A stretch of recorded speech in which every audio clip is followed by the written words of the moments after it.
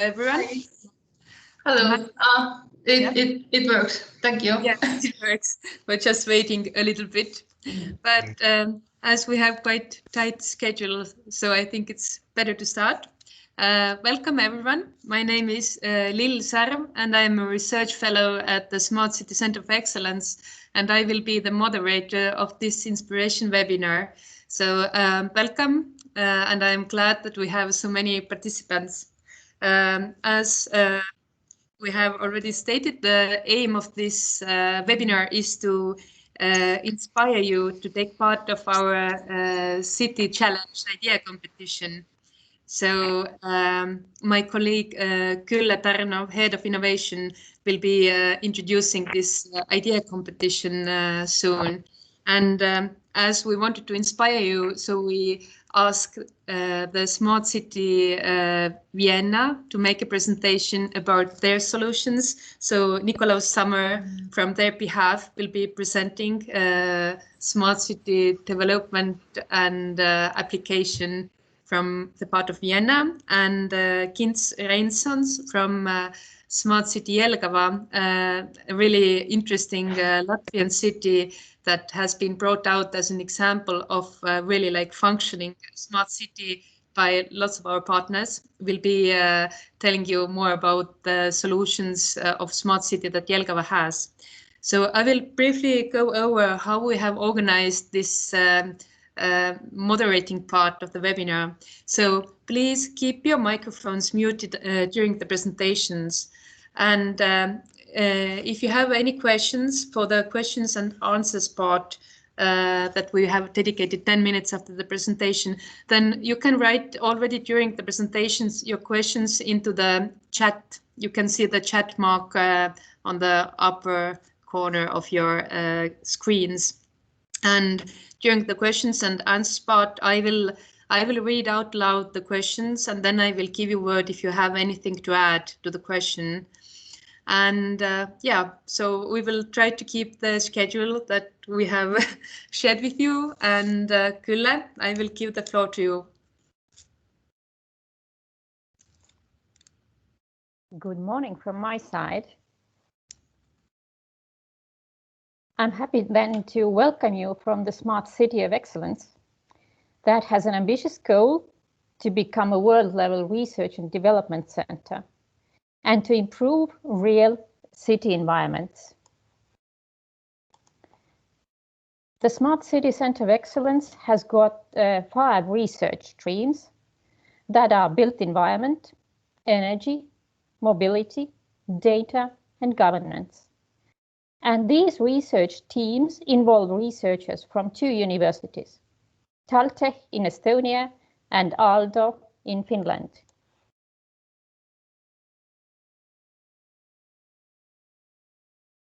The center has been launched with the support from the Horizon 2020 Research and Innovation Fund, and the project is called Finnish Twins.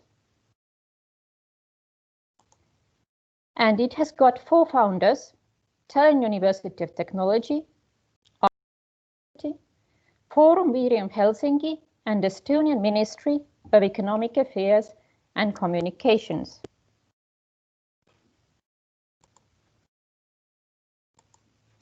But today I'd like to focus on our large-scale piloting program that is targeting actual city challenges and is looking for research-intensive ideas to be carried out in close cooperation with real cities. The projects will get up to 1.5 million euros financing and can use 1 to 3 years to achieve their results. We can be flexible in the action plans and budgets.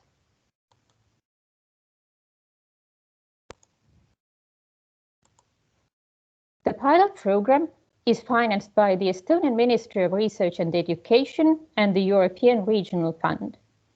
So during those 7 years, we had to carry out 10 pilot projects for 15 million euros. And as said, 1 pilot will receive up to 1.5 million euro financing. And from this sum, up to 25% can cover the cost of the Estonian local authority involved in the pilot project.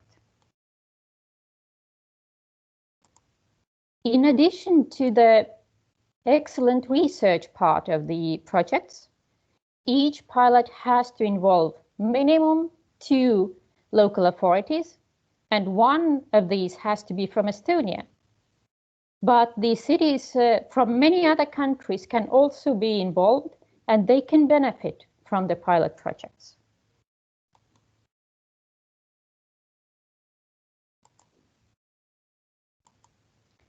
This year, together with Estonian local authorities, we have identified their challenges, and they have chosen 10 most important ones for the 2020 Smart City Challenge.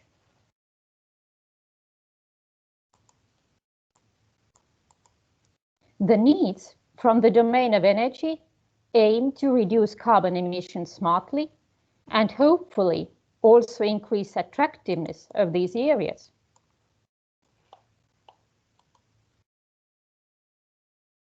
The challenge is also to plan the urban settings comprehensively, using the opportunities of the modern technologies.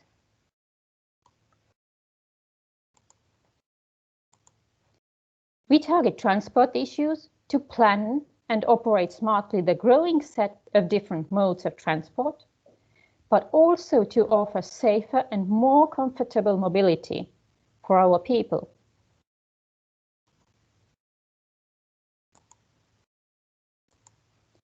We'd also aim to make smart use of data for the benefit of our people and involve citizens and private sector more into local development.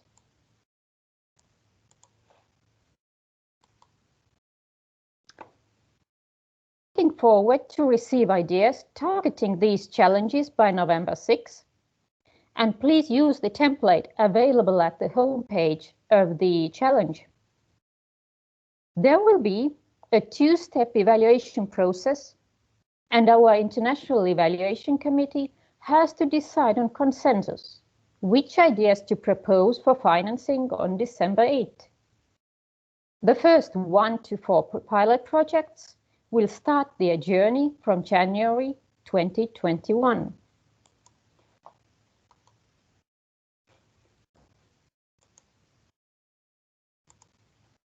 We are looking for research-intensive, innovative ideas that have got the potential to be applied in many cities around the world. The ideas proposed should be doable within the time and budgetary limits of this competition, and also suitable for urban settings. The last but not least, they should have a remarkable positive impact for the cities in one or other way. The result of the pilot project could be world-level research with empirical evidence from the actual urban environments, or a solution prototype tested in urban environments and with proved international growth potential.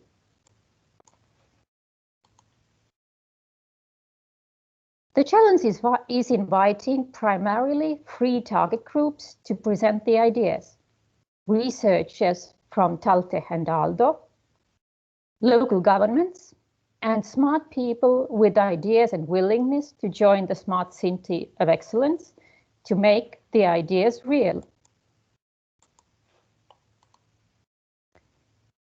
So we can provide 100% financing for the pilot projects and for the TALTE researchers, Estonian local authorities, and also the private people that will be our team members. For companies and other universities, there are the following ways also to participate. One way is to co-invest into the pilot projects. They are definitely invited to take part in the tenders during the pilot projects. And in case of more complicated or early stage solutions, the pre-commercial procurements will be carried out. So please take a closer look for the Smart City Challenge homepage. The address can be seen here, and you can find all the necessary information from there, but also feel free to write to us or call us, and we are happy to help you. So thank you for the attention, And if you have any questions now, please feel free to ask. Otherwise, we can go further to the city inspirations and see what they have already done.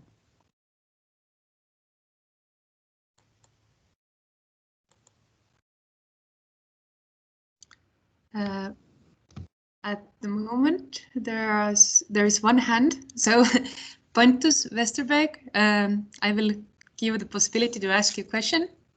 Please go ahead. Thank you for the opportunity. My name is Pontus. I work for UN Habitat. We're the UN Agency for Sustainable Urbanization, and we work with all sorts of different partners, local governments, research, private sector, etc. And this seems really interesting, and we'd like to share it with partners. My question is to get some more clarification on exactly the kinds of organizations that you're looking to apply here. And you have your three groups there: smart people, researchers at Taltech and Aalto, and local governments. Maybe you can give some examples or some concepts on how you're thinking that this might work. Would it be, for example, a city in another European country that would team up with a city in Estonia to apply, and then the funding would go to those cities to establish the pilot? And then it's a little bit unclear maybe then how it would link with the researchers from Taltech and Aalto. Yeah, maybe I'm a little bit unclear exactly on how these different groups interact. Thank you. Mm-hmm. Mm-hmm. Thank you for the question. So let's say the ideal consortium would be that it has a research team from Taltech or Taltech and Aalto. And on top of that, it involves, let's say, one local authority from Estonia and then the cities or towns from other countries. So that's the kind of ideal. In some cases, of course, it may happen that in Taltech and Aalto, there is no, for carrying out the idea, we don't have the needed research competence.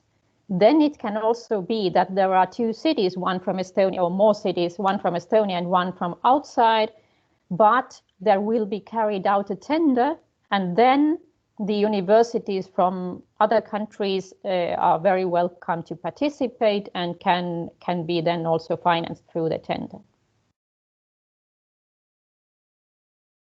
So Pontus, did Gyula answer your question? Yeah, I think partly, but basically, if I understand it correctly, the ideal applicant would be a consortium made up of an Estonian town, one or more towns from outside of Estonia, and researchers from Taltech and Aalto.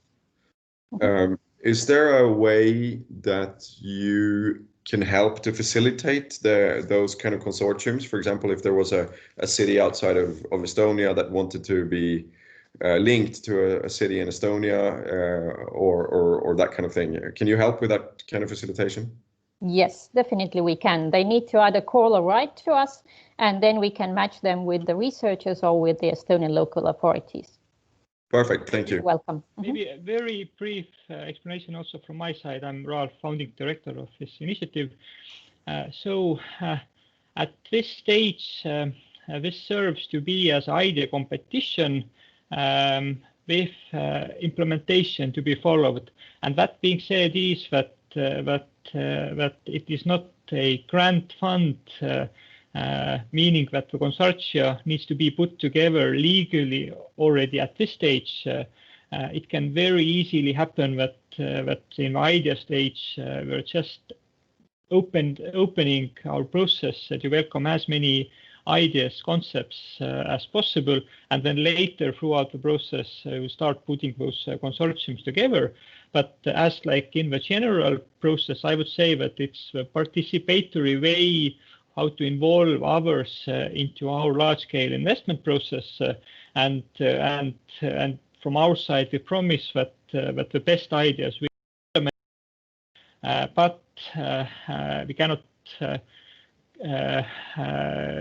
cannot at this stage promise that exactly all the consortiums as we are thought upon at this point will be carried out, but at this stage it's mainly served as idea competition, meaning that we are very willing to implement the best ideas and work with authors of the best ideas, but this would be already clarified and set up in terms in the second part of this process, meaning that it would be ideal if you already have in mind which cities to be involved and which researchers to be involved, and it would be ideal if you already have contacted with them. But if you have not, this is not something that we would exclude automatically, but if the idea is strong, we can help matching with cities and matching with researchers from outside as well. Mm-hmm. Okay, so actually we are kind of running out of time. We will try to take shortly the questions that we have already posted here, but later on Kyla and the rest of our team will respond to your questions via email, for example. So I will give word to Jan Reik, who has his hand raised for a while now. So please, Jan. Thank you, Lil. So actually, Ralph Martin already partly answered my question. So my concern was, so first of all, I think it's a very nice initiative. But one concern I had was that the deadline is for already November 6th. And even if this is only for ideas, I think that what is really crucial here is that we need to build some sort of consortium before that, and this takes time. So this cannot be done in few weeks. So I understood from Ralph Martin's comments is that even if we don't have the full consortium, or let's say we don't have the town mentioned, the idea can be presented, and then you help us matching the research team and the local governments, right? Mm-hmm. Or how does it work? Yeah, definitely. But it would be good, of course, if you already contact us before November 7th. So, for example, we could already help with the first city to be involved, or first local award. Okay, thank you. Okay, any other questions? Yes, there are actually several, but one thing was about is it possible for cities from outside Estonia to get funding by IA Stephans, but this is unfortunately not, but maybe Kyla can say. Yes, so we cannot directly give money to the local authorities from other countries, but we can finance, for example, the traveling costs of the scientists to that city. And also if there is a pilot done, then the materials of the pilot and all the work to be done for this pilot is financed then by the project. Mm-hmm. And then we have Rebecca also, who has raised her hand. Maybe I'll just briefly give you a possibility to ask your questions. And then I think, unfortunately, the other questions we need to answer by email. Yes, thank you very much. I was wondering how many Estonia towns or cities have already reached out to you to be a part of this project? Because I know you're trying to do matchmaking, but how many have actually put forth their offers already? Mm-hmm. Let's say we have been actively working with 29 Estonian local authorities who have given us input. I cannot say the exact number of local authorities who are already preparing the proposal, but there is about 10 of those who has got their own idea that they are already proposing. But the others are also, let's say, ready for you to approach them. As a quick follow-up, do we have, can we get information on what those cities or towns have already asked for? As they have not sent the applications to us, so we have only the ones that have been talking to us, so we don't know too many of those. And you can check on the website as well that where the urban challenges are mapped, and if you open each urban challenge, all the local governments that have indicated that this local challenge is of interest to them are being mentioned there. So if you go on the website, you will see which local governments are interested in which local challenges or which challenges. Mm-hmm.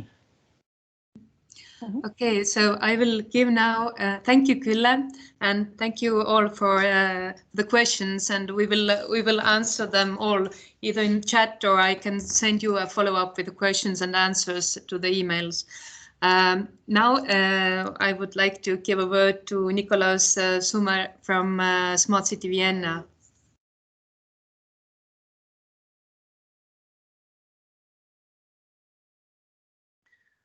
Well, hello from my side. I hope you can hear me well. Just waiting for my slides. I will use the time to introduce myself briefly. My name is Nicolas Summer. I'm a senior expert here at Urban Innovation Vienna. I will try to explain our company. We are organized as a limited company, but at the same time, we are 100% owned by the so-called Wien Holding Group. That means we are 100% owned by the city of Vienna indirectly. So we are assigned by the city of Vienna on the one hand, first and foremost to support the city of Vienna in the implementation of its smart city concept. And secondly, we're active in distinct marketplaces and working together and collaborating with communal entities like public utility companies, but also with other cities, which is, of course, a very interesting part of our work, as we can compare the effectiveness of Viennese concepts and try to apply them, in other contexts, and that's usually very instructive. So I'm afraid I cannot skip. Oh yeah, okay. So basically our job is to be an urban think tank and innovation broker and trying to help the city of Vienna with the implementation. So I'm not going to speak to you as a scientist. I'm speaking more from the vantage point of an operations unit, and I'll try to give you a couple of hints in terms of what it's meant to be to have to face the challenges of smart city governance. Smart city as a process is now in its 9th year in the city of Vienna. It started basically in 2011. 2014, the Vienna City Council has adopted a smart city strategy, and it made it a legally binding document, at least for the public sector entities here. And the strategy per se got reviewed in the year 2019 in order to kind of adapt to the rapidly changing international context, the Paris Climate Accord, etc. The process per se started out as a top-down initiative by the former mayor, Michael Heupel, and it quickly broadened into a stakeholder process. In 2014, the first strategy was the result of this.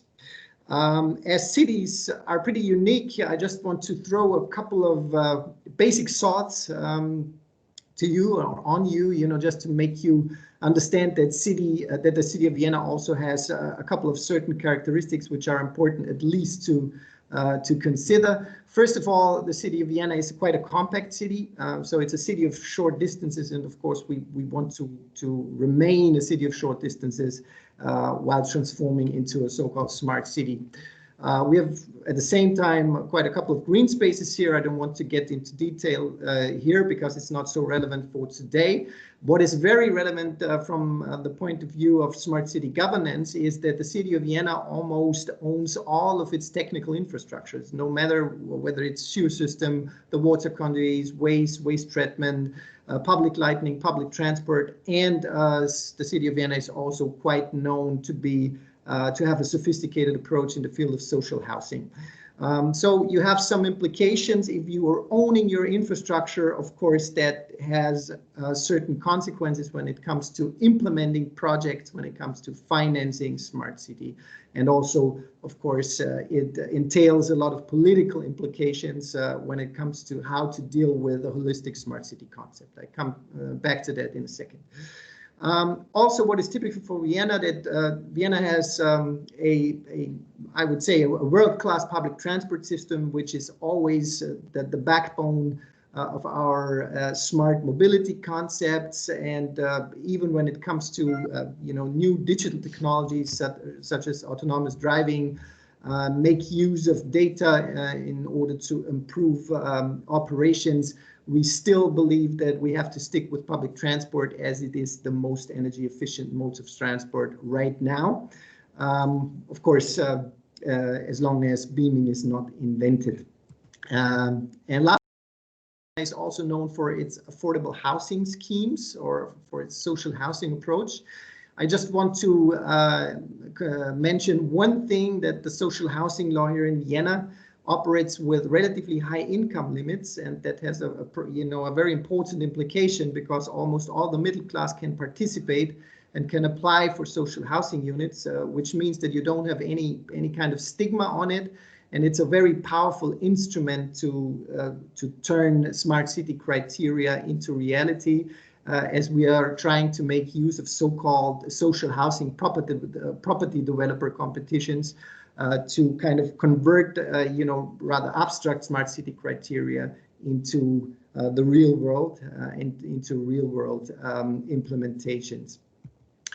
Okay, so basically, what are the main challenges? I don't think that I have to get into detail here when it comes to global megatrends. The only thing I want to mention from the point of view or from a governance point of view is that Vienna, of course, is a historical city. So it has been growing its city administration structures for, I think, now 250 or 300 years. It has accumulated a lot of knowledge inside certain sectors. But smart city, as it is interpreted here in the city of Vienna, of course, it's a horizontal challenge. So that means it's a tremendous challenge in terms of organizational development as well. We need to learn how to kind of work together beyond organizational entities, organizational boundaries, and in the worst case, also overcome organizational silos, just to find the solutions we need to find. Referring to the urban challenges that are stated on your website, these are very familiar to us, because when you deal with a holistic smart city concept, you very soon realize you have to kind of differentiate between the so-called must-have solutions and the nice-to-have solutions. I'll come back to that in a second. Just briefly saying COVID-19 as the pandemic, as we are facing it here in Austria, of course, it works, or it serves as kind of as an accelerator, because it makes certain smart city challenges here in Vienna even more visible, especially the many topical interrelations we are facing and the target conflicts and the conflicts between certain smart city objectives we need. Okay, so what is the challenge? The challenge is pretty clear. What is Vienna's response? Vienna came up with a so-called smart city framework strategy, and the most compelling characteristic, so to speak, is that it's a holistic strategy. And that has various consequences, because if you deal with a holistic strategy, it means that you have almost all of the political questions on the table from the beginning on.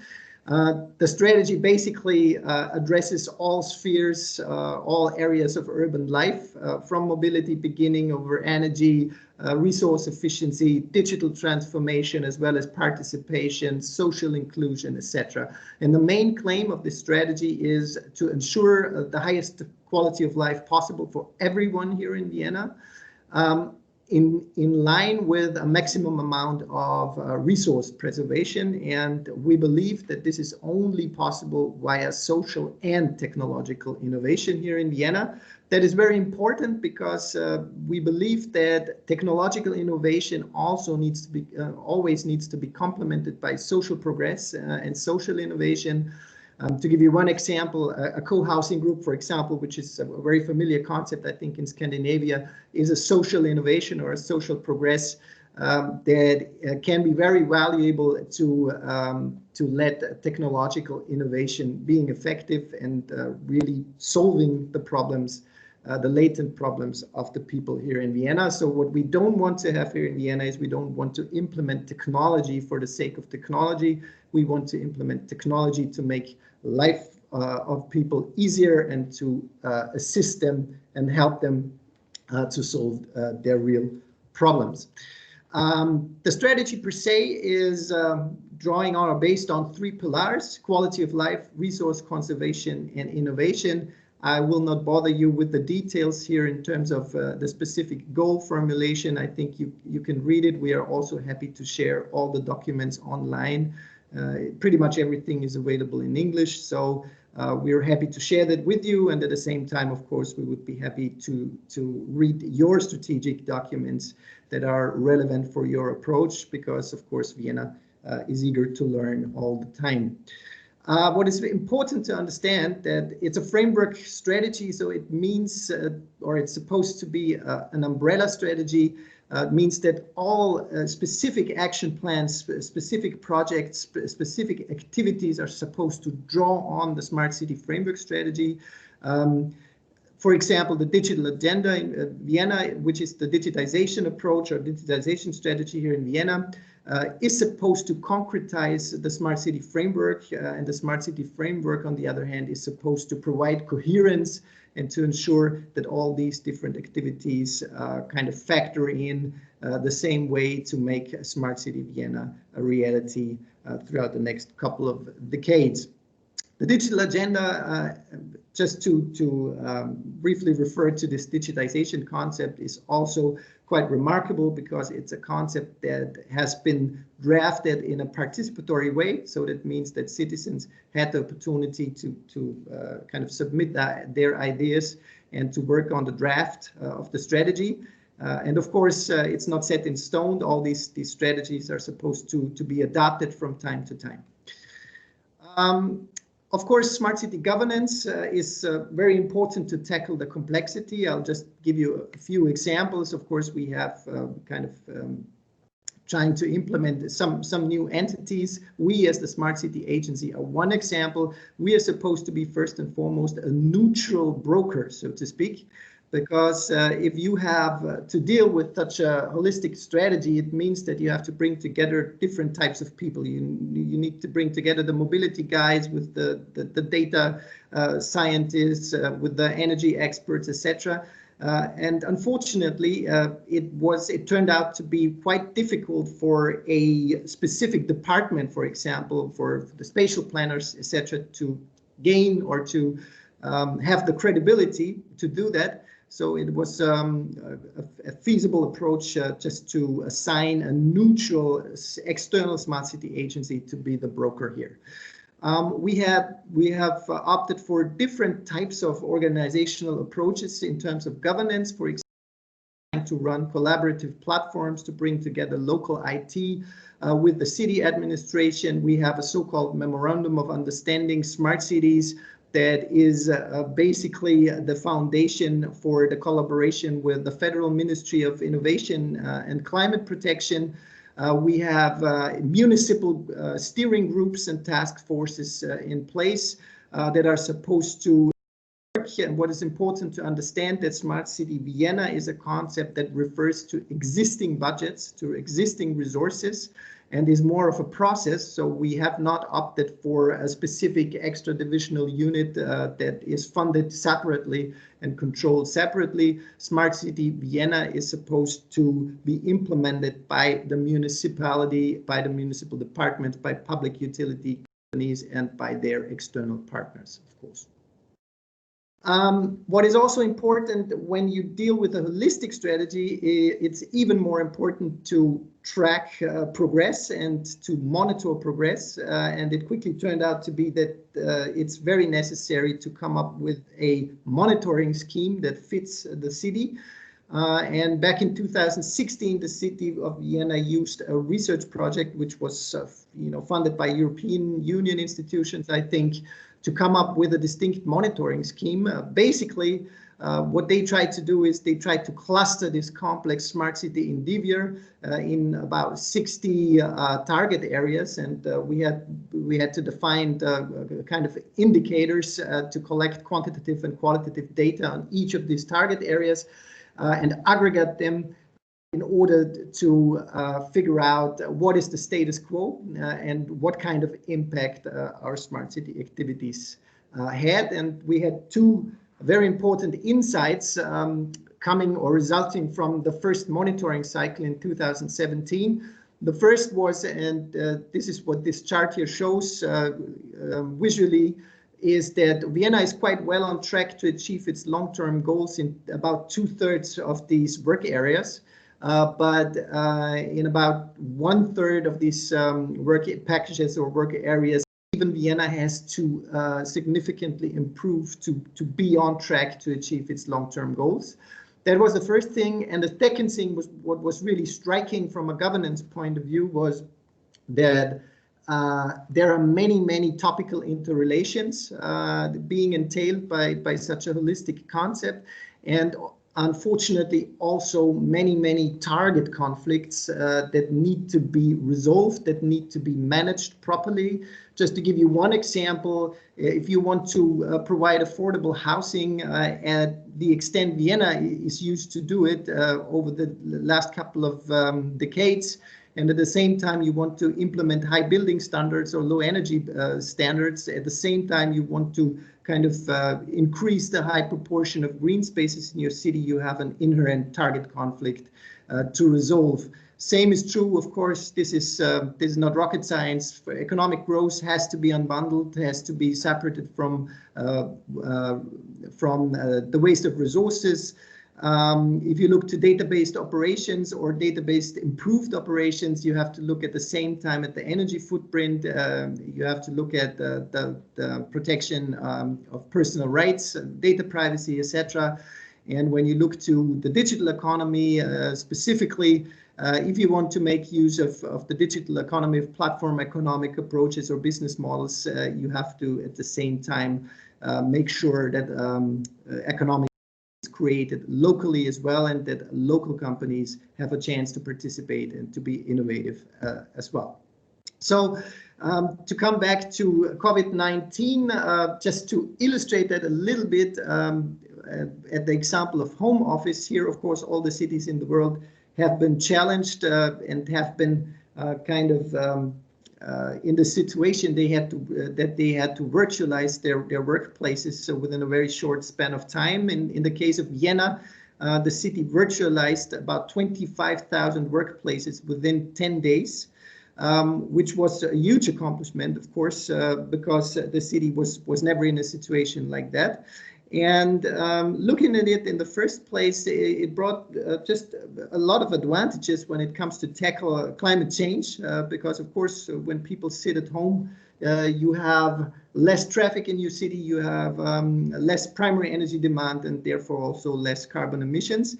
The negative side of thing, or the flip side of the things, is that these numbers rebounded quite quickly when the lockdown ended. And also that home office has to be analyzed holistically in the sense of Smart City Vienna as well, because it turned out if everybody sits at home, there are vast consequences for the city of short distances in the sense of developing vibrant ground floors, for example, and services that make use of these ground floors, because when everybody sits at home making use of online commerce, for example, for online delivery of online delivery services, etc., it could be a problem for all the service providers that sit in our city in the home floors, in the ground floors around office clusters, etc. And thirdly, of course, you have to ask about how people are exposed to home office. If you look to, for example, single parent homes or people who are not able to afford appropriate Wi-Fi connections, who are not able to afford or to organize childcare appropriately, they are much more exposed to the negative consequences of home office as other people are. And that's just a good example of how Vienna is supposed to kind of address the smart city thing. We always want to analyze technological innovation and technical value propositions in the conjunction of their respective social impacts in terms of social inclusion, social justice, and of course their ecological impact as well. And just to put it up simply, we believe that it's from utmost priority or from utmost importance to find out what are the right use cases and whether there might be business cases lying behind the right use cases, because this might be very important in the long term to finance smart city. from a public sector point of view, because one thing is clear: a municipality will not be able to do it, alone. It will be a matter of collaboration between the private sector, the public sector, science, research, and also all the organizations coming from the civil society. So I will just give you a couple of examples, because I have, I think, three minutes time left, and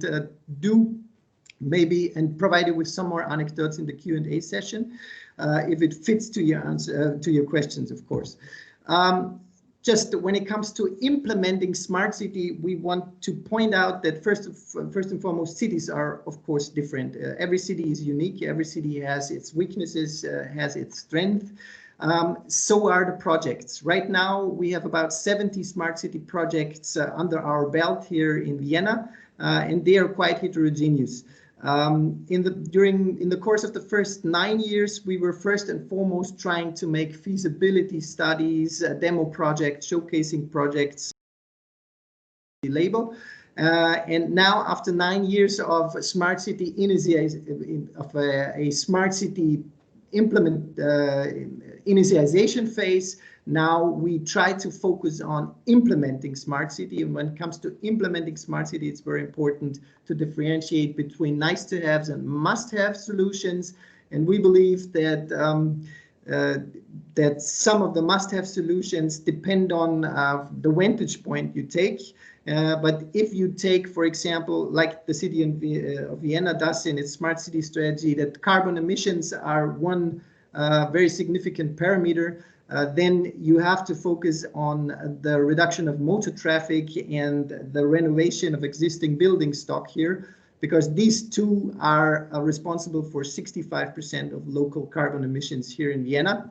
And then, with having said that, you look at the most important projects, and so far there are not many things you can do that are much smarter than building a subway or extending your public transport network. But that's a completely different thing from, for example, establishing a LoRaWAN network, or from implementing smart traffic lights. And from a governance point of view, it just kind of entails the problem that these heterogeneous projects all have different, or all require different types of financing models. If you take a subway line, we are now trying to build the thick Vienna subway line here.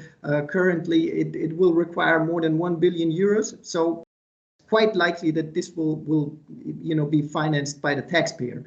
On the other hand, we have big urban development projects here in Vienna. And this one is quite interesting, because we are trying to make use of innovative ways of financing projects like this. We're trying to make use of land value capture here, and to make use of specific institutionalized types of public-private partnership to make this happen. On the other hand, you could look, for example, to energy research solutions. We have quite a successful holistic energy research project here in Vienna, that is organized as a joint venture between the public utility companies Vienna here and Siemens. And this is a joint venture, and it has kind of we had some very instructive results from this research project, and it was quite encouraging, because it turned out that it's possible to run townhouses in a way that carbon emissions can be reduced for almost 75% in comparison with a conventional townhouse so far. We have many more other projects, especially when it comes to using digital technologies. I just want to complete my speech here with one main claim we have here in Vienna, as we are used to have long-standing infrastructures that create value for the citizens in the long term, such as our spring water mountain supply line, or our flood prevention system, such as the river Danube Island. We have the same expectation when it comes to digital infrastructures and digital architectures. Of course, that's much more complicated to achieve, because of the rapid development and the short product life cycles, etc. But we believe that we should also make sure that cities have a solid digital infrastructure as a basis where the private sector and where the people can put on top their services, their solutions, and their products. I hope that was kind of instructive for you, and I'm looking forward to your questions. And it is great to be here. Once again, thank you for the invitation. Thank you, Nikolaus. So, do we have any questions? You can raise your hand or write in the chat.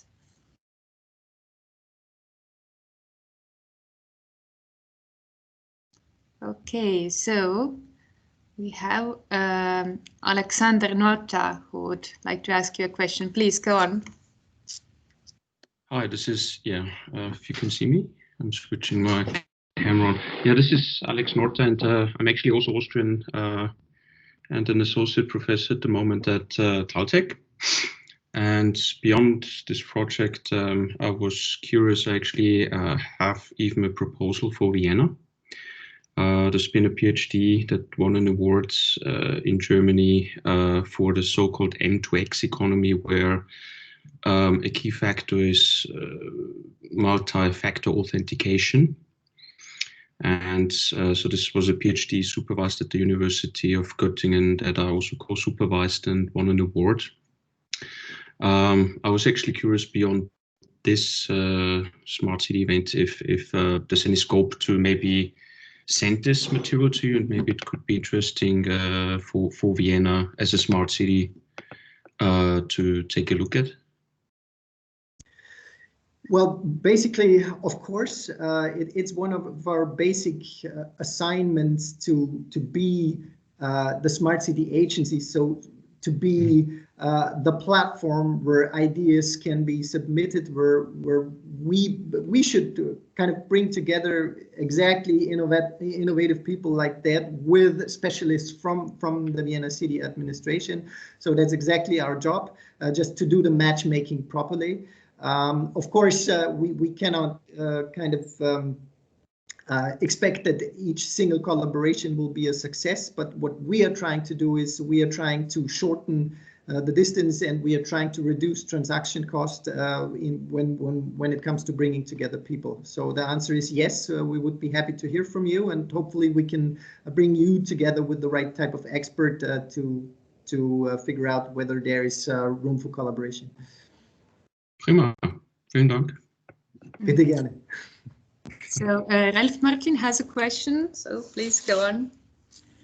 Yes, thank you so much for this enlightful presentation, and my question is quite practical, and maybe it's more like an offer that as this team here has mapped urban challenges of Estonian local governments, including the capital of Tallinn as well.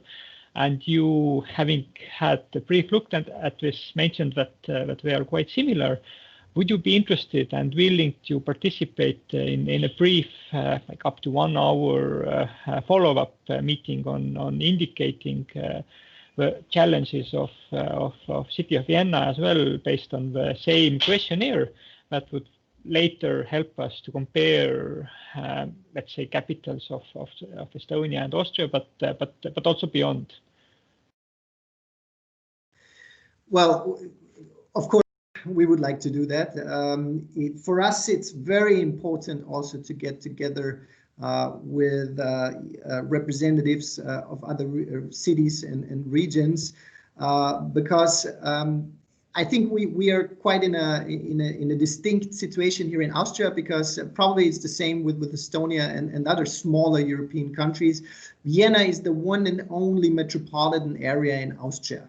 So from a governance point of view, it's quite similar, because you have one big city with certain resources and capacities, and you have many smaller cities, of course, which are in a different situation. And of course, you cannot expect an Austrian town, for example, with 40,000 inhabitants, with a certain city administration structure, to be able to provide its own technology, to have all this capacity to tackle with the complexity. On the other hand, it's hard for Vienna, to find partners for collaboration and for, effective benchmarking in Austria, because you know, the cities are so different, and of course the challenges of a very small city in Austria are different. And not having said that, of course, when it comes to the political arena, it's completely different if you have a 3 million metropolitan area with a quite, you know, sophisticated, comprehensive political system. It's not the same as when you have a, you know, a smaller town. What we know from research is, interestingly, that smaller communal entities or smaller communities tend to focus on more specific strategies, usually very technology-prone strategies, but that's understandable. We also know that from exchanging with our partner cities here in the Central Eastern European region. As I said in my presentation, a very instructive exchange was with the city of Sarajevo, because it's so different from Vienna. It's so a really challenging political environment there, probably the most challenging in the world after Jerusalem, you know, in my eyes. And they are highly depending on third-party international financing. So it was really instructive for us, you know, to try to apply our knowledge there and vice versa. And we had some very important governance insights resulting from this exchange. So the answer is yes, we would be really grateful, and it would be great if we could have a follow-up. So we will thank you for this thorough answer, Nikolaus. Let's try to fit in the last question. Sanderot, maybe you would like to ask it yourself. It's about the importance of bikes and electric scooters in Vienna's future mobility system. Well, as I said, I think it's important to kind of acknowledge the differences between cities. So, for example, if you put that to the extreme, if you compare Vienna with Copenhagen, of course, bikes are much more important in Copenhagen as a mode of transport as they are in Vienna. Vienna is relying more on public transport. Vienna is not very good in the field of biking so far. I think we have a 7% modal split in the field. We are better like other cities here in the region, but we can't compare ourselves to cities like Amsterdam or Copenhagen. The question is, do we have to achieve a 50% modal split share of biking? The answer is probably no. When it comes to e-scooters and micro-mobility solutions, so to speak, I think they will contribute here in Vienna as well. Right now, it's a little bit of an ambivalent thing, because what we know from our evaluation is that scooters are now not a solution that is net green, because in Vienna it's used you know, in the wrong places and substituting the wrong things. You know, people who used to walk and used to ride a normal bike you know, prior to the implementation of the services, now we're shifting to e-scooters, which is actually not improving our carbon emissions balance. So what we have to find out is the proper use cases, and once try to focus on the must-haves, because when we look at Vienna, micro scooters, it will be a nice to have solution, because it will be probably the equivalent to 0.something% of the modal split. We would like to, so the question is how many resources you put on a question like that. In Vienna, we will probably focus more on public transport and trying to combine new mobility services, mobility as a service, etc., with public transport, than trying to focus too much on e-scooters. Biking will contribute, and we will be happy, you know, to increase the share of bikers in the city of Vienna, maybe up to 12 or 15%. But here, cities are really different in terms of their geographical landscape, etc. And Vienna, as I said, it's a city of short distances, especially in the city center, not very biking friendly at the moment, but we work on it. Thank you, Nikolaus. Now we still have some questions for you, but as we are like time-wise, we should move to the next presentation. So maybe if you find it able, maybe you can respond in the chat to the questions. I hope, Nikolaus. And I can respond in the chat, of course. What I can also offer, because I have a limited amount of time, is please just write us via email. We're very happy to answer all your questions. So if you're curious on Vienna, we have many sources of information online. Just write me. My email is summer, like the English word summer, @urbaninnovation.at. We are happy to answer all of your questions. Once again, thanks for your attention and for the interest, and good luck to your endeavor as well. Thank you. Thank you. So now Kins Reinsons from the city of Jelgava will start his presentation, and my teammate Henry Patsik will be the technical aid for changing the slides. Thank you, Henry. And please, Kins, the floor is yours. Greetings, everyone. I hope you hear me well. Okay, thank you for having me here. I'm proud to represent the Jelgava and what we have done in Jelgava in smart city context. For comparison, first of all, I must tell you that Jelgava is 4th largest city in Latvia with 60,000 inhabitants. So basically, municipality priority is to take care of them, and of course, take care of critical infrastructure to improve everyone's the well-being. So let me show what we have done, and let's start with the video. Please, next.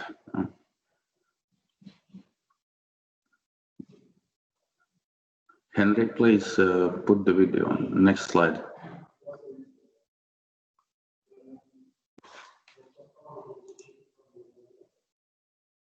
Okay.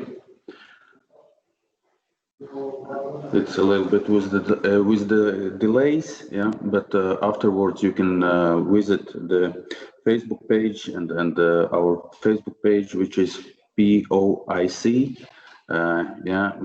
Operative Information Center, and P stands for municipality in Latvian.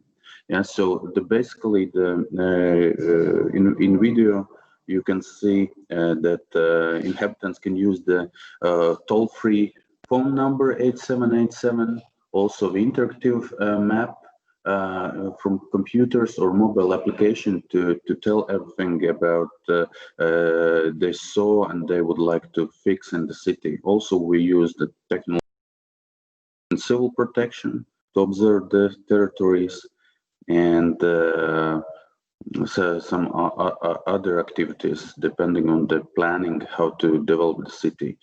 Our operative information center consists from different organizations. Yeah, and there is a video surveillance, and there is this critical infrastructure monitoring. And the dispatchers can turn off the lights, turn on if that's necessary, if the technique doesn't work, which sometimes happened. Yeah, so that's basically a short video. Yeah, maybe with the delays you can watch it on our Facebook page. Okay, next. Basically, the inhabitants expect that city is green, fresh air, easily to commune from home to the kindergarten to the school and so on.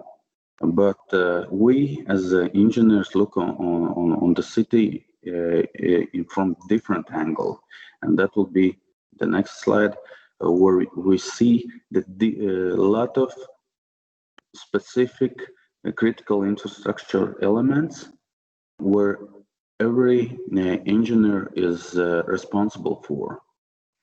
And all the information from those critical infrastructure elements and the sensors which are put there are gathered in the operative information center. Yeah, so there is information which is above surface and below surface. So that's how you see here in this slide. Okay. So we have the joint competence from different organizations in our operative information center. So it's not like normally we would show the structure of the organization. It is organized from the municipality, from the chairman of the city.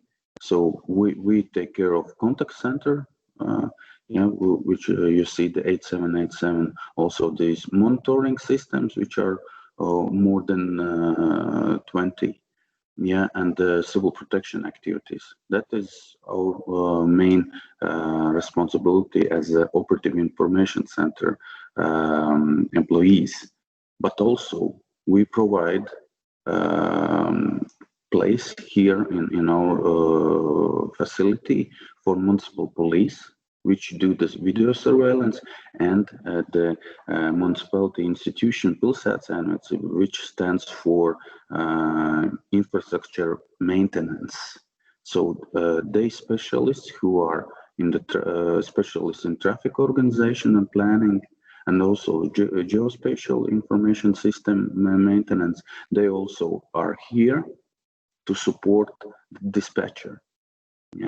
So if something happened, for example, and some inhabitant calls and says there's some pothole in the asphalt, we can ask to the video surveillance to turn the camera on that place.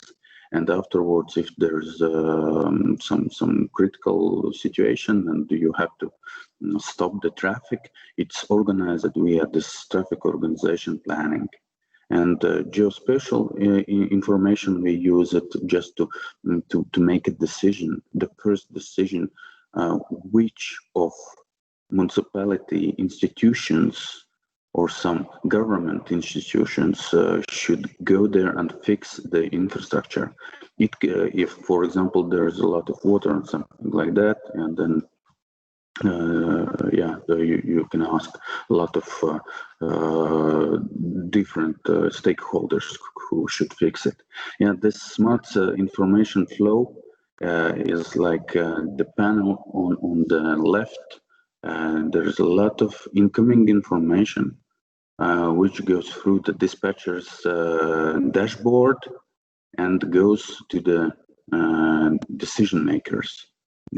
So we basically put them in 6 big boxes. That's like infrastructure management and control systems, starting from traffic lights, traffic counting, rainwater sewerage systems, street lights, traffic lights, meteorological stations, video cameras, and some other stuff. So that's one thing. Geospatial system is additional to it, and it should always be up to date. So we make the first decision as precise as possible. Then about the civil protection, for us, flood gates, water level control systems, early warning system, which is in municipality developed. That's this third part.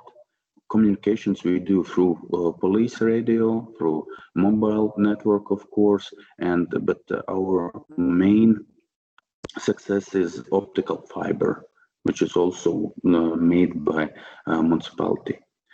Cooperation partners, there's a lot. As you can imagine, civil protection means you have to know everyone, and you have to know how they can help in crisis situation and what they do need in crisis situation. For example, right now, this COVID situation, also we are the main organization who coordinates all the processes and so on in Jelgava city.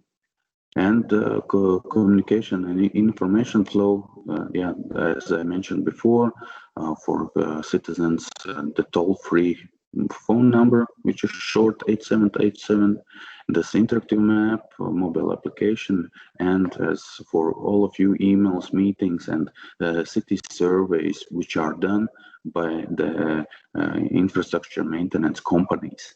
All that information goes to the dispatcher, and then he decides what to do with it. Yeah, and of course we use the standard operation procedures to, if necessary, inform the Civil Protection Commission, and information goes in different angles. It can be just SMSs, short messages, or the direct calls, or some other ways to communicate with them. Information with the city management, that means mainly with the institution main persons who make decisions.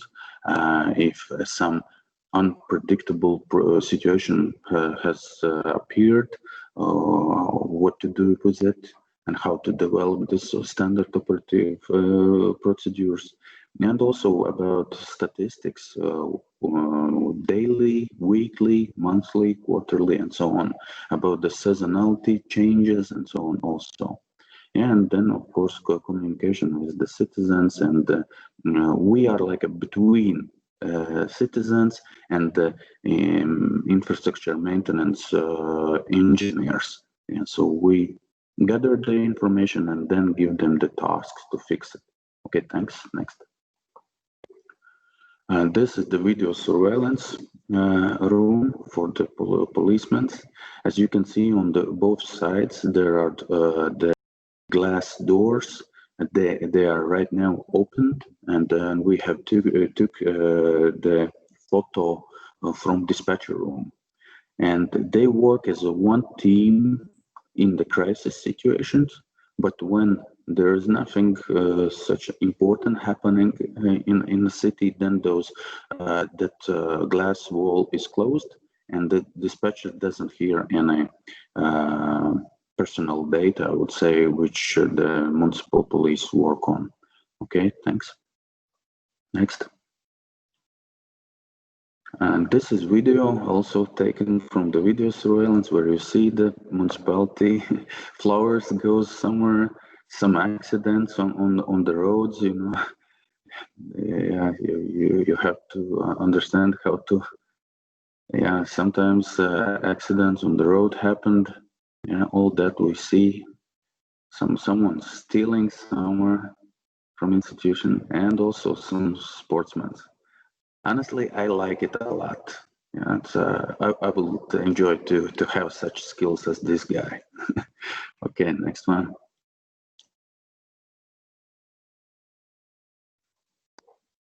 Okay, smart sensors. There's photos from Jelgava, different kind of video surveillance cameras, meteorological station, left side in the middle, that's the full composition meteorological station, which gives 19 parameters of different kind of meteorological conditions. Yeah, also in the middle there is some data storage centers and optical storage cabinets, and just to show it for some professionals, that's important. Then also from that yellow networks to the left, you can see the small sensor, black one on the bottom. That is put in the asphalt, so you can count the traffic flow and adapt the traffic lights on it. Does it have a queue or it doesn't? So it organizes the traffic lights. Yeah. Also, we have IoT systems in our building, and also we're developing in other municipality buildings, including the schools. So we monitor the CaO2 levels, temperature, consumption of the energy, different kind of that could be electric, that could be the heating, and also the hot water and so on. All that we put on this smart city monitoring platform to see what's going on in the buildings, and if something is wrong with the infrastructure in it, we can point out it and fix it as fast as possible. Okay, thanks. Next. This is traffic data. You see that the traffic lights and delay a little bit. We have 53 traffic lights in Jelgava, and each of them shows exactly how many vehicles have crossed it, and so we can analyze the data within a day or depending on some events which have happened in the city, for example, some ice sculpture festival or something like that. So we can adapt on that data and exchange traffic light working parameters if necessary. Yeah, here you see the 12-hour time scale. Yeah, in the morning you have we have a little bit more vehicles, and then at the end of working day at 5 p.m. as you can see that the pike, the peak, the top, yeah, amount of vehicles coming from Riga. Yeah, since we are just 1 hour commute from our capital city Riga, a lot of Jelgava citizens working. Okay, thanks. Next. Next slide, please.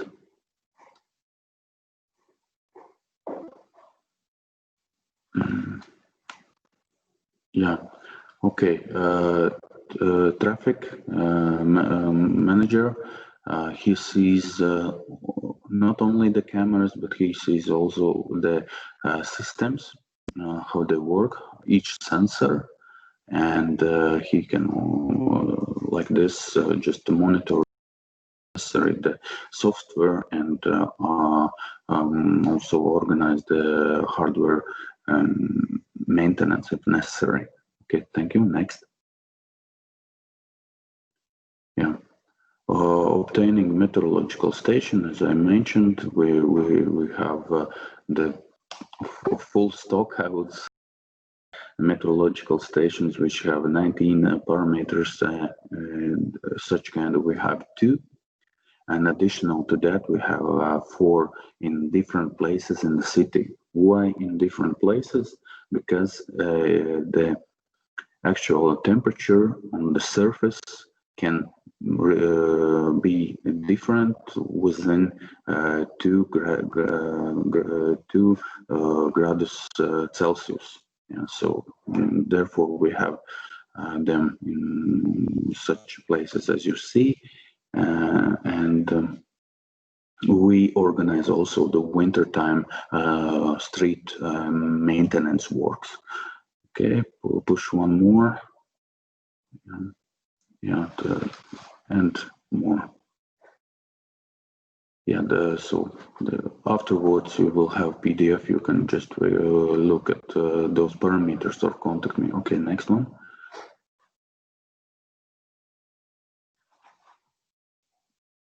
And now, wait a minute. Some delay. I don't see it.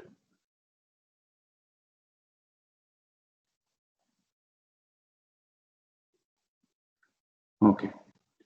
So this system is water sewerage system, rainwater sewerage system. Jelgava city is flat and only 0.7 meters above Baltic Sea level. So we have a kind of risky situation in the spring when the ice can melt and also stuck in the biggest rivers, but also when we have storms and rain hails, then also we have problems in the middles of the city. Therefore, we use rainwater sewerage systems and the pumping system stations, which you can see here. And so we monitor them, and those red dots are that's some alarm is given there. So again, some maintenance work should be done, or there is too high water, or some other specific things which should be done, and on which I won't stuck at this moment. Okay, next one. Yeah, those are the floodgates, just to protect the inner system from water from the rivers in the spring. Thanks. Next one.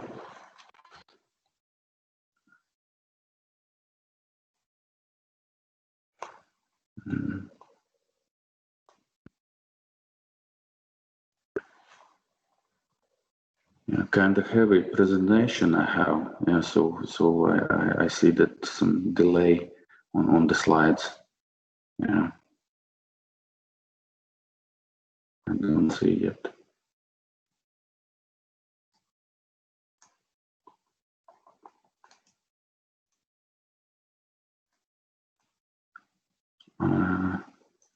I don't see the next slide. Okay. Yeah, this one is heavy. This one's heavy. Yeah, there is video inside where you see the probability of floods in Jelgava city. The center is the center where there is not water. That is the center of the Jelgava. Yeah, but it's, yeah. Thank you for this. Yeah, and you can see the probabilities of floods. So we are aware of those risks, and we do everything in our powers to increase resilience of our infrastructure. So we do everything around to protect us from the floods. Thank you. Next one. Yeah, drones. Push one more.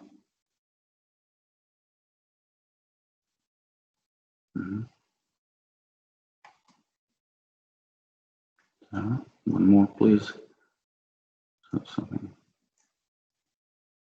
Yeah. Okay. Thanks. Yeah, and this is a system of early warning. Early warning where we can just those red dots are households.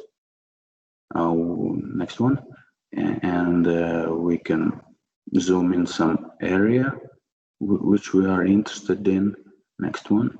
Then we get the addresses, the number of citizens there, and afterwards we send that information to the municipal police. And also, if those from those addresses the inhabitant has provided us with the contact information, he receives the early warning message. Thank you. Next. Yeah, and the interactive map. One more, please.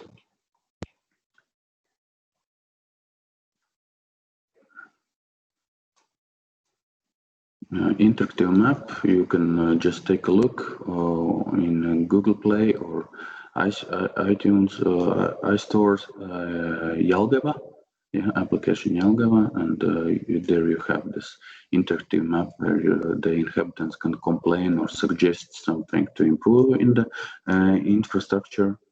Also, there is traffic jams, which are integrated with application Waze, which is pretty popular here in Latvia for drivers, and of course flood map, which is informative for inhabitants and for those who make a decision to buy some real estate in Jelgava.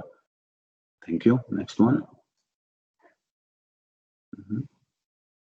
Yeah, we can proceed to the next one.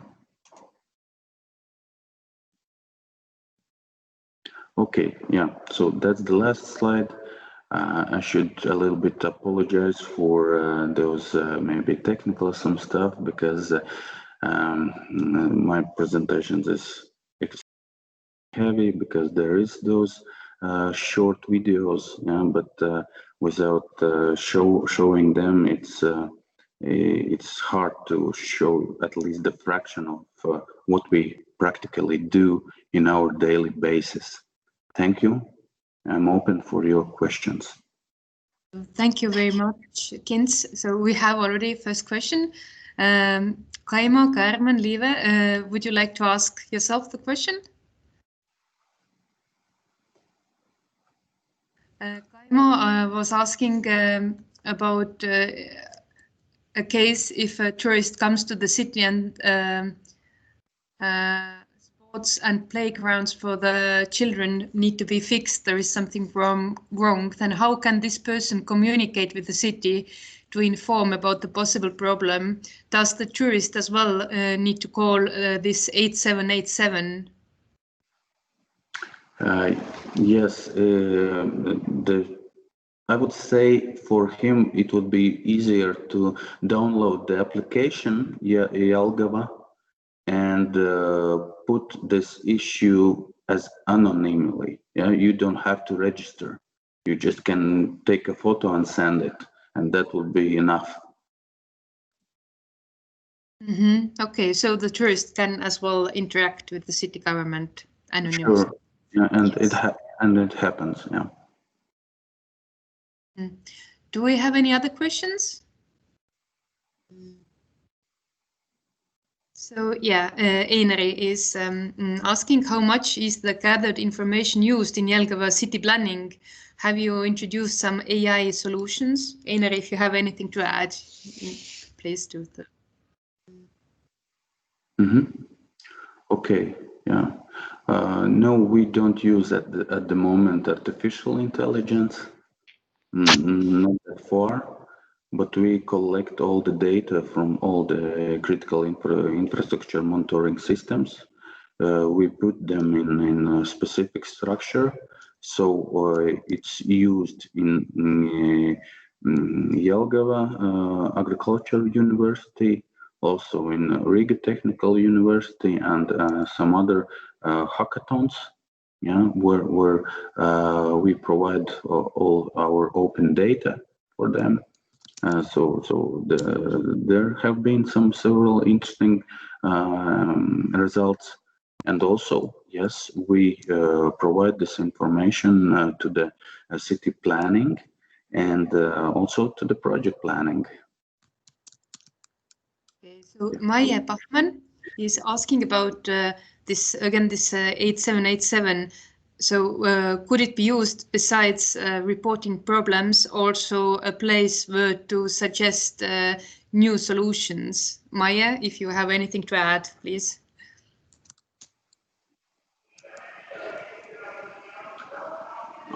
Yes, as I mentioned before, one thing is to report about the issues.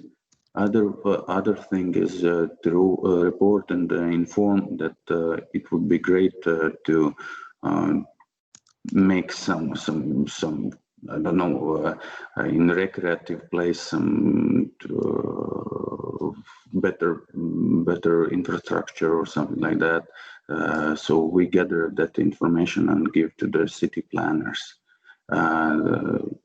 Suggestions are always taken care, and we are going through some regular meetings where we talk about that.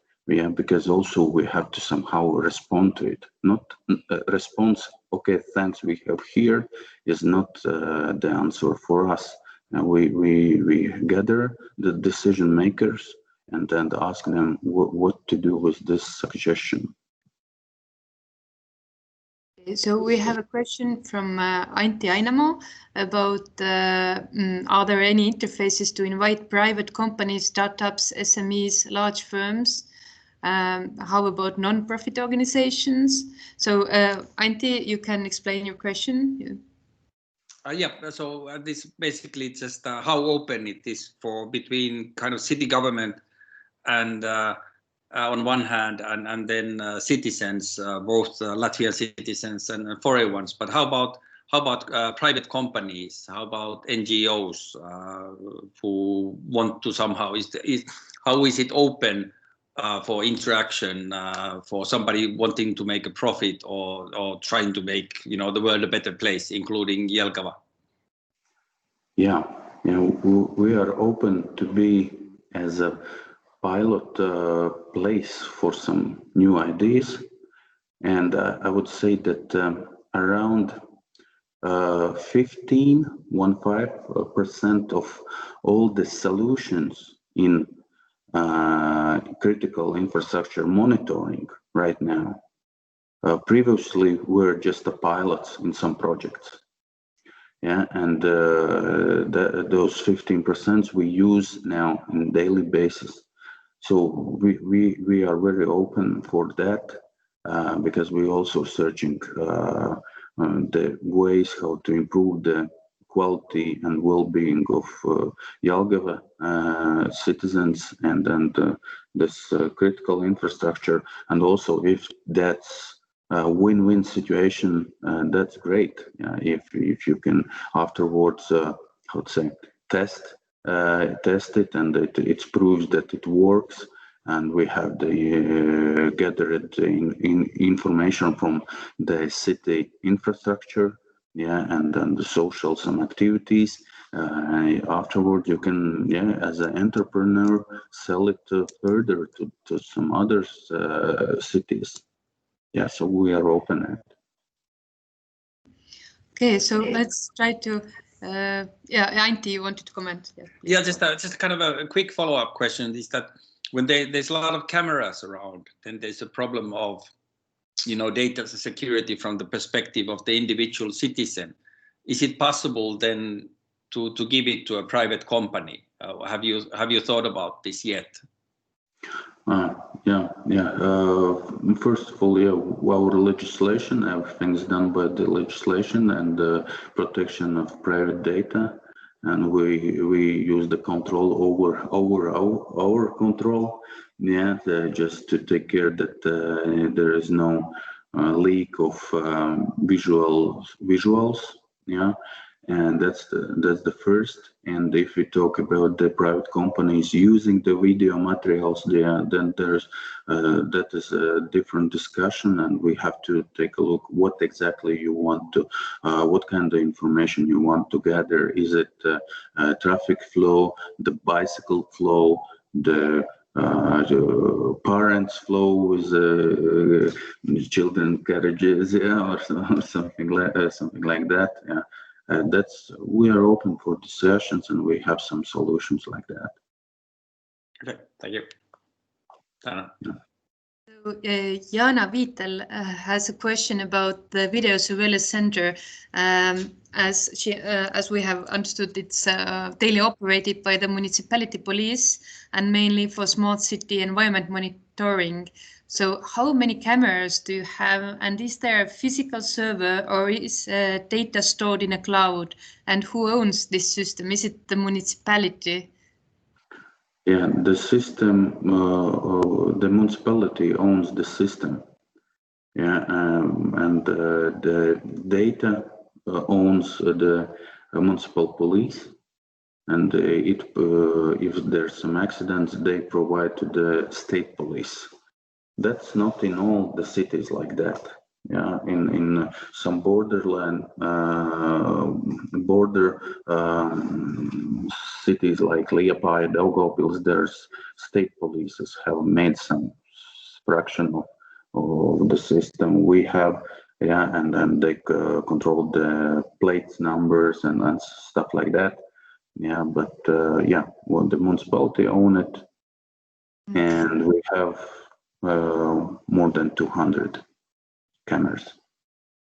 Maya has actually a follow-up question about the data. So how can the researchers in the universities or institutions use the data? And there are the ethical problems and about the personal data, for example. So Maya, if you have something to add, so please go on. Yes, that was very correct. So data privacy, we have a lot of data, but actually the moment you get the data, it takes quite a lot of time. So it could be even late in some cases, like with this COVID, for example. So the privacy, a lot of data and privacy. Mm-hmm.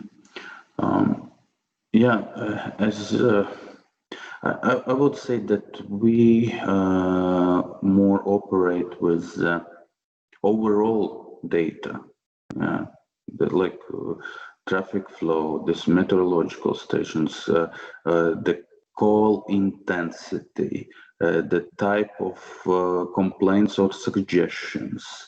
Yeah, we structure them by how many women, how many men call. Yeah, but we don't know the agent, and we don't know the personal codes of persons. Also, we don't operate with the information. Are they, how to say, do they, what their family status are, something like that. Yeah, not that specific, not the individual type of data, except of course in video surveillance, where you can recognize someone if you publish that without the previous work on the video material. Yeah, so we do that before we publish something, to make a fog or something like that. Yeah. Thank you. I would like to continue, but this data is processed by researchers, or because if I know where this person, where is her home, workplace, kindergarten, I can actually know who owns this data. I mean, there is no privacy anymore. So is this data processed by some government people, or also private sector? All data is stored in municipality infrastructure. Also, there was a question about, is it in the clouds or something like that? No, it's physical servers in the municipality, and municipality institutions operate with it depending on the system. Yeah, as I mentioned, done by the municipality police, so they operate with the data.